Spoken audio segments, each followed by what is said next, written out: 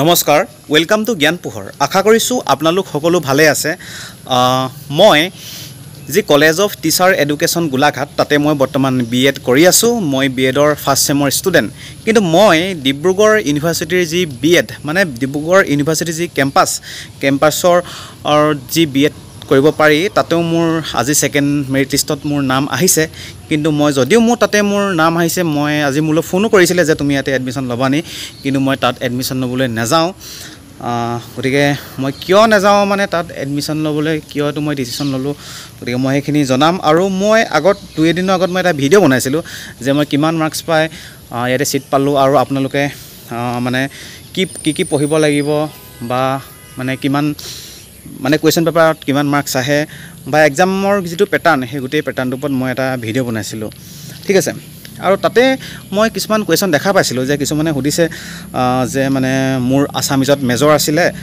গতিকে মই যিটো এণ্ট্ৰেন্স সেই এণ্ট্ৰেন্সটো অসমীয়াত দিব পাৰিমনি তেনেকুৱা কিছুমান কুৱেশ্যন দেখা পাইছোঁ গতিকে সেই তাৰ ওপৰতো মই ভাবিলোঁ এটা মই ভিডিঅ' বনাই মই গোটেই কথাখিনি জনাই দিওঁ এতিয়া কথা হ'ল কি ডিব্ৰুগড় ইউনিভাৰ্চিটি যি কেম্পাছ সিলেকশ্যন হৈছিল মানে কেম্পাছত যি এডমিশ্যন হৈছিল তাতে মোৰ যিখন ফাৰ্ষ্ট মেৰিট লিষ্ট আছিল তাতে মোৰ নাম অহা নাছিলে কিন্তু মই তাৰপিছত কলেজ অফ টিচাৰ এডুকেশ্যন যি গোলাঘাট তাতে মোৰ মেৰিট লিষ্টত নাম আহিছিলে তাতে মই এডমিশ্যন ল'লোঁ কিন্তু কথাটো হ'ল কি এনেই মানে ডিব্ৰুগড়লৈ মোৰ ঘৰৰ পৰা ওচৰে হয় যথেষ্ট ওচৰ হয় গোলাঘাটত অকণমান দূৰ হয় কিন্তু এতিয়া মোৰ কথাটো হ'ল কি গোলাঘাটত আহি মই যেতিয়া মই এতিয়া বিএড কৰিবলৈ সোমালোঁ ইয়াত মোৰ ভাল লাগিছে যথেষ্ট ভাল লাগিছে লগৰবিলাকো বহুত বেছি ভাল হয় আপোনাৰ যিবিলাক টিচাৰ মই ইয়াতে লগ পাইছোঁ যোনে আমাক পঢ়াইছে তেওঁলোকৰ যথেষ্ট ভাল হয় বহুত বেছি নলেজেবল হয় গতিকে ইয়াত এটা মানে ধুনীয়া মানে এটা পৰিৱেশ পাইছোঁ মানে মই এইটো কোৱা নাই যে ডিব্ৰুগড় ইউনিভাৰ্চিটি কিবা পৰিৱেশ বেয়া কিবা মই সেইটো ক'ব বিচৰা নাই কিন্তু মই ইয়াতে আহি মানে এইটো কি বুলি ক'ম এতিয়া এডজাষ্ট বুলি কয় বা যিয়ে নকওক লাগিলে ইয়াতে আহি মোৰ ভালেই লাগিছে গতিকে মই ভাবিলোঁ যে ডিব্ৰুগড় যি ইউনিভাৰ্চিটি তালৈকে মই নেযাওঁ ঠিক আছে তাৰপিছত আৰু কিছুমানে সুধি আছে যে মানে মোৰ অসমীয়াত মেজৰ আছিলে গতিকে মই যিটো বিএডৰ এণ্ট্ৰেন্স সেইটো মই অসমীয়াত দিব পাৰিমনি চাওক মানে বিএডৰ যিটো এণ্ট্ৰেন্স সেই বিএডৰ যিটো এণ্ট্ৰেন্স ডিব্ৰুগড় ইউনিভাৰ্চিটি তাতে আপুনি অসমীয়া মাধ্যমত আপুনি এণ্ট্ৰেন্সটো আপুনি দিব নোৱাৰে তাত আপোনালোকৰ এটাই মিডিয়াম আছে আপুনি ইংলিছতে দিব লাগিব ঠিক আছে আৰু তাত আপোনাৰ মাৰ্কছ আহিব 70 মাৰ্কছ ঠিক আছে 70 মাৰ্কছত আপোনাৰ তাতে ইংলিছ আহিব ৰিজনিং আহিব আপোনাৰ মেথছ আহিব জিকে আহিব কাৰেণ্ট এফেয়াৰ্ছ আহিব জিঅ'গ্ৰাফি আহিব হিষ্ট্ৰী আহিব Assam history Indian history everything তাতে আহিব ঠিক আছে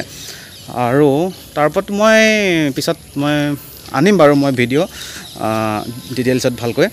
গতিকে আপোনালোকে সেইখিনি বস্তু চালে হৈ যাব আৰু কিন্তু আপোনালোকে যিখন এণ্ট্ৰেন্সৰ মানে পেপাৰখন সেইখন আপোনালোকৰ ইংলিছত আহিব গতিকে আপোনালোকে পেপাৰখন ইংলিছতে দিব লাগিব কিন্তু যিটো বিএড কোৰ্চটো আপোনালোকে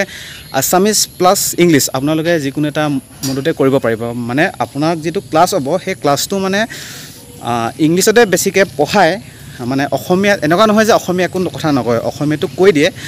কিছু লাইন কৈ দিয়ে গতিকে আপোনালোকে যিটো এক্সামটোত আপোনালোকৰ মানে বিএড আপুনি যেতিয়া বিএডত এডমিশ্যন লোৱাৰ পিছত আপুনি যেতিয়া বিএড পঢ়িব তেতিয়া মানে আপোনাৰ যিটো এক্সামটোত আপুনি অসমীয়া আৰু ইংলিছ দুইটা মাধ্যমতে আপুনি লিখিব পাৰিব কিন্তু সেই বিএড পঢ়িবৰ কাৰণে যিটো এক্সাম হয় এণ্ট্ৰেন্স হয় সেই এণ্ট্ৰেন্সটো আপুনি কোৱালিফাই কৰিবলৈ হ'লে যিখন পেপাৰ আহিব সেইখন আপুনি অনলি ইংলিছতে আপুনি দিব লাগিব গতিকে এতিয়া হয়তো আপোনালোকৰ সেইটো ডাউটটো ক্লিয়াৰ হ'ল আৰু যিসকলে অহা বৰ্ষত বিএডৰ মানে আপোনাৰ এণ্ট্ৰেন্স দিম বুলি ভাবিছে তেওঁলোকে মোৰ চেনেলটি ছাবস্ক্ৰাইব কৰি ল'ব কাৰণ মই বিএড সম্পৰ্কে মই যিমানখিনি কিবা মানে ইনফৰমেশ্যন থাকে বা কিবা নটিচ থাকে কিবা থাকে সেইখিনি মই আপোনালোকক দিবলৈ মই চেষ্টা কৰিম আৰু যি মোৰ এক্সপিৰিয়েঞ্চ আপোনাৰ বিএড কৰি কি কৰিব লাগে নালাগে মই আপোনালোকক ক'বলৈ চেষ্টা কৰিম গতিকে আপোনালোকে মোৰ ভিডিঅ'বিলাক সময়মতে পাই থাকিবৰ কাৰণে